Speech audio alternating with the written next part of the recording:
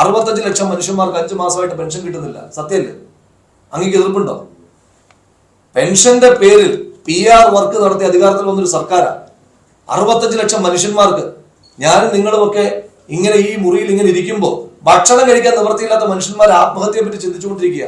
അവിടെ മറിയക്കുട്ടി പ്രസക്തമാണ്. അവിടെ അവർ പറഞ്ഞ ഏതെങ്കിലും ഒരു വാചകത്തെയല്ല നമ്മൾ പിടിക്കേണ്ടത്.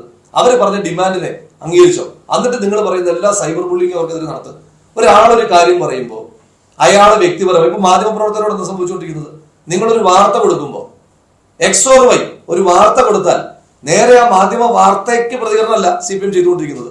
ആ വാർത്ത കൊടുത്ത ആള് ഓക്കെ, അപ്പൊ അങ്ങ് ചോദിച്ചാൽ അങ്ങ് ഇട്ടിരിക്കുന്ന ഷർട്ടിന്റെ കളർ നീളെ കറുപ്പാണ്, ഇനി കറുപ്പിനെ പറ്റി ചർച്ച, ഈ കറുപ്പ് ഇവിടുന്ന് വാങ്ങിച്ചു, അതുകൊണ്ട് സോഴ്സ് മറ്റേത് മറിച്ചത്. അപ്പോഴും അങ്ങ് ചോദിച്ച ചോദ്യം, വിജയൻ മാഷ് പറഞ്ഞതുപോലെ അങ്ങ് ചോദിച്ച ചോദ്യം ഇവിടെ അവശേഷിക്കും. മറിയക്കുട്ടി ചേട്ടത്തി ചോദിച്ച ചോദ്യം ഇവിടെ അവശേഷിക്കുന്നുണ്ട്. അത് ഈ നാട്ടിലെ മനുഷ്യന്മാർ ഏറ്റെടുക്കുന്നുണ്ട്.